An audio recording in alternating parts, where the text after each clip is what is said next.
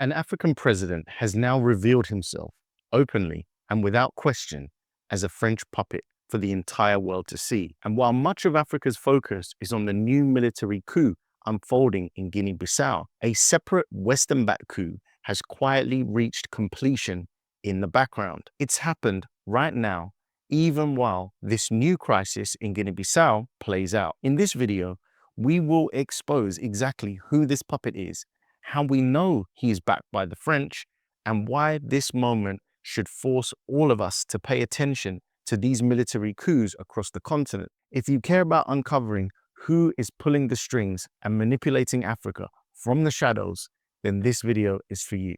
If you don't know me, my name is TJ, I'm Nigerian and British mixed, and on this channel, we talk about African geopolitics. So like many of you, I've been paying close attention to the military coup happening in Guinea-Bissau.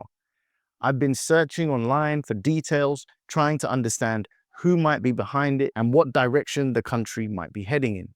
Many Africans are hoping it will resemble the same kind of military takeover we saw with the AES countries, where leaders took bold steps to push back against the French and Western domination. Those countries are still fighting destabilization efforts right now, funded and encouraged by the same external powers who want regional control. But in the case of Guinea-Bissau, the military leaders have not made their intentions clear. There are hints about foreign actors, but that could refer to countries or cartels, considering all of the narco activity that country is famous for. And yes, it could very well be foreign governments. It could be France itself, but nothing has been directly stated and there's no evidence for us to really understand just yet. So before we celebrate anything as a victory against neocolonialism in that country, we need to wait and see exactly how things develop. Remember, even though Guinea-Bissau was colonized by Portugal, it still uses the CFA franc, the French-controlled currency that has kept many African countries trapped in economic dependency. So like I said, I was researching the situation in Guinea-Bissau, and in my feed came this video. This video clip shows the president of Gabon, Brice Nguema, smiling and speaking warmly, schmoozing, you might say, with Emmanuel Macron. They talked about the youth in Africa, partnership, cooperation, and the future of the continent. The exact words, well, I'll leave that for you to go and do your own research. It's not really relevant to what I'm talking about here. The fact is that they were together, and where this meeting took place is way more significant. You see, the meeting took place just a few days ago during Macron's state visit to Gabon. And this state visit was presented with enormous fanfare. It was basically a Gabon-France public summit. And for me, all this moment symbolized was the final victory declaration for France. It was a public confirmation that the Gabon coup, which many hoped would be an anti-neocolonial event, was instead delivered to a new leader who openly opened the doors of France to secure its influence under a new regime. In other words, a new puppet has finally been inaugurated. Maybe we could call it the consummation of the relationship between France and this new regime. Now, I've got to give a little credit here because when the military coup first happened in Gabon, the first person I heard sounding the alarm that this may not be what it appears to be was the YouTube channel, The Merc. See, at the time of the coup, the leader, Ali Bongo, who had a long and public history of corruption, misappropriating funds, and enriching himself and his family, including his wife, who was tied to shady deals with France, French corporations, and questionable contracts. So removing Ali Bongo made a lot of sense. But that did not automatically mean sovereignty was restored. Why? Because it turns out, as pointed out by the Merc, that Brice Nguema is not an outsider. He's actually Ali Bongo's cousin. He grew up in the same system. He served under the same power structures. Many of you have dropped comments asking how you can support this channel, even offering to donate or help financially.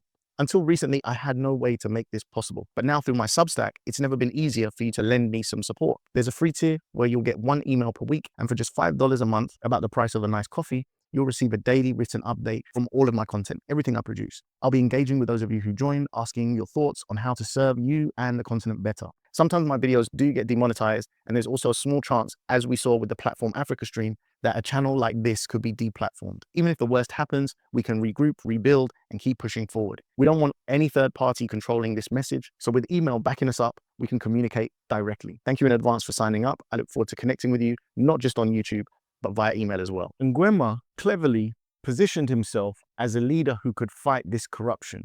He spoke the right words. He held an election to legitimize himself. He won the people over. You may remember his viral dancing video during his election campaign. Once elected, his inauguration was full of powerful African cultural imagery and traditional pomp and ceremony, reinforcing the idea that he was Africa first.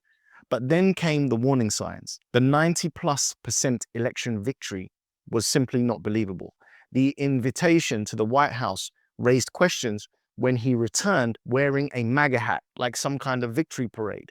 But despite all of that, we still couldn't confirm it until we saw further actions. And unfortunately, this meeting with President Macron in Gabon could have not confirmed it any more clearer. You see, Gabon and France have been treating Gabon like a strategic asset, just like they do throughout the rest of Franc-Afrique. During his visit, the two leaders discussed security cooperation, joint training, equipment programs, a 2-year defense agreement. France also announced a major contract through the French Development Agency to modernize Trans-Gabon railway. Publicly, this is described as improving transportation and boosting economic activity. But the reality is that these railway projects have always served one purpose: to move raw materials from the interior of the country to the ports where they can be exported efficiently. These projects are extraction corridors, not development corridors, and nothing changes for the people of Gabon. And like I talk about all the time, controlling of the money is key. Nothing actually changes for the people of Gabon while the CFA franc is still the currency being used there, which incidentally, like I mentioned, is the same currency being used in Guinea Bissau. Macron and Nguema also spoke about urban development, environmental protection, education, infrastructure, and modernization. All of it sounds good on paper, but let's be real. These are the same promises France has made for decades in Western and Central Africa, all over the continent, while maintaining its tight control over resources and currency. And all the while, the people do not progress, the countries do not progress, and the people still suffer. This is exactly why these military coups across Africa must be studied and understood carefully. They must be analyzed, because some are genuine struggles for sovereignty. Others are simply rearrangements of the same old system, just with new faces. Leaders like Traoré, Chiani, and Gota are still demonized years after taking power. They are criticized for not being democratic. They are criticized for removing Western influence.